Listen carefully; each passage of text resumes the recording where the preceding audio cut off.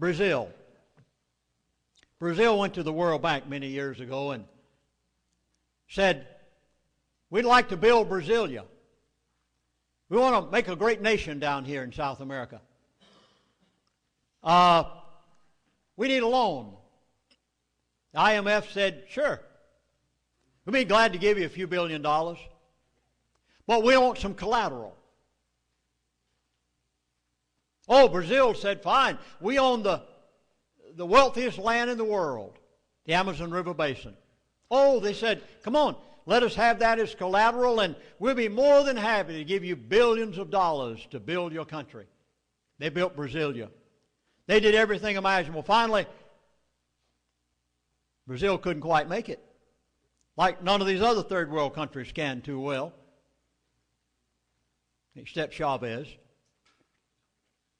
and a few others. They wouldn't denominate in dollars.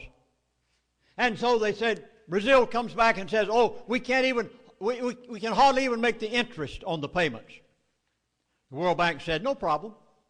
We'll be glad to give you another line of credit. You know, they didn't give them any money. Didn't give them any gold, no silver, diamonds. Brazil had all that. What'd they give them? Computer entry. So the World Bank said, yeah, we'll be glad to give you another computer entry. We'll give you another line of credit. Brazil said, oh, thank you, thank you. Oh, but they said, remember, you gave as collateral the Amazon River Basin. Who owns it today? The World Bank. Brazil doesn't own it.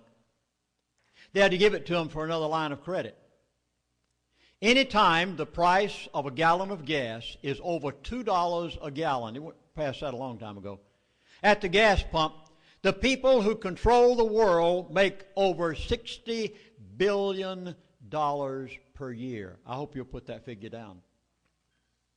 When crude oil prices increased from $30 to $50 a barrel, the world has to shell out an additional $600 billion a year to the oil-producing countries of the world, who in turn turn around and buy our national debt. Now, what is going to affect your life in the immediate? It's called Iran. It is the third largest oil field in the world. Iran has said that by a certain date, and by the way, that date was given to you tonight by Wendy. I'm not going to repeat it. I will afterwards in questions and answers if you'd like. I have a reason for not giving it right now. I'm being careful what I say tonight. I know this is being recorded. Iran has said by a certain date, we are going to flood the world with cheap oil. They have built their flow line pipes.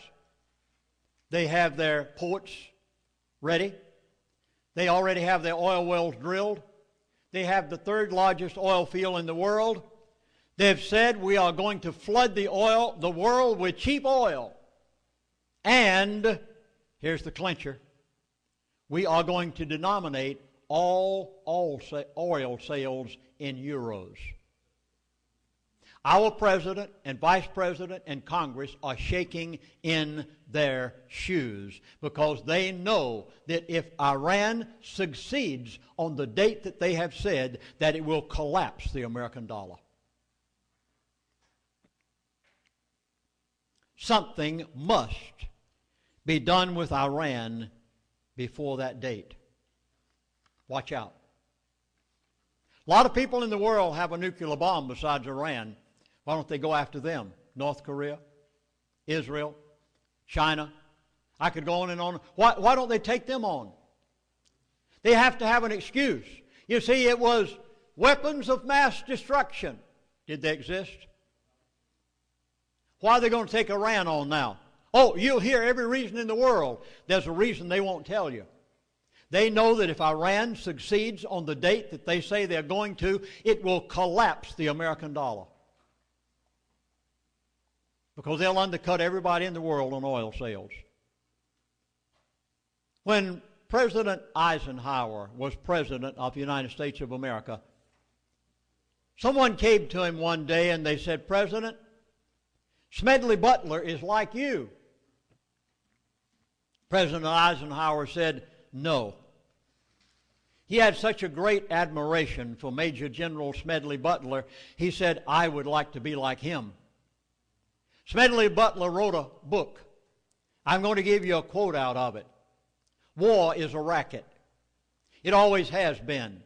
It is possibly the oldest, easily the most profitable, surely the most vicious. It is the only one in which the profits are reckoned in dollars and the losses in lives. Only a small inside group knows what it's all about. It is conducted for the benefit of the very few at the expense of the very many. Out of war, a few people make huge fortunes." Now, normally authors don't recommend other authors' books. I'm going to do so tonight. His name is John Perkins. You must get his book entitled The Confessions of an Economic Hitman. It is must reading after what you've heard me say tonight. He says it in a different vein, but he says the same thing. John Perkins, I don't know how he's still alive. John Perkins was an insider. He worked for the powers that be. In his book, he says, economic hitmen are highly paid professionals who cheat countries around the globe out of trillions of dollars. They funnel money from the Worldbank and the U.S. Agency for International Development and other foreign aid organizations into the coffers of huge corporations and the pockets of a few wealthy families who control the planet's natural resources. Their tools are fraudulent financial reports, rigged elections, payoff, extortion, sex, and murder. He should know he did it. And afterwards had such a guilt conscience that he had to write a book even at the cost of his own life. He is still alive. When Mr. Green, now I'm coming down to the closing and the punchline. I'm going to tell you why gasoline cannot be $1.50 a gallon at the gas pump. I'm going to tell you why they cannot allow the Gull Island oil pool to ever come to the American people. But I've got to lead up to it with this. And with that, I'm going to close. Mr. Greenspan, Federal Reserve Chairman, when he began his tenure in office, the American debt was $1.5 trillion. Today, the debt in the United States of America, and we say he's done such a marvelous job with our economy. Today, the debt is $8 trillion plus. In the month of September, go back, by the way, in your computer. You'll be able to look this up for yourself.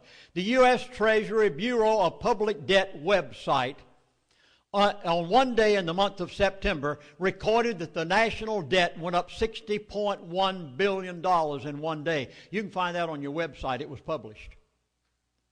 Our present administration, in the month of October, the Bush administration ran up a national debt of $94.4 billion in 1 month.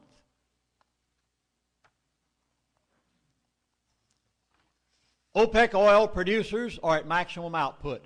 Saudi Arabia can't produce any more till they dig some more wells and put in some more flowline pipes. Every oil refinery in America is operating at 90-plus capacity. No new oil refineries have been built in the United States of America for over 20 years, and it's done by a design plan. The U.S. is importing 400,000 gallons of gasoline a day from other countries. The U.S. had 321 refineries in 1981. The U.S. only has 149 refineries today.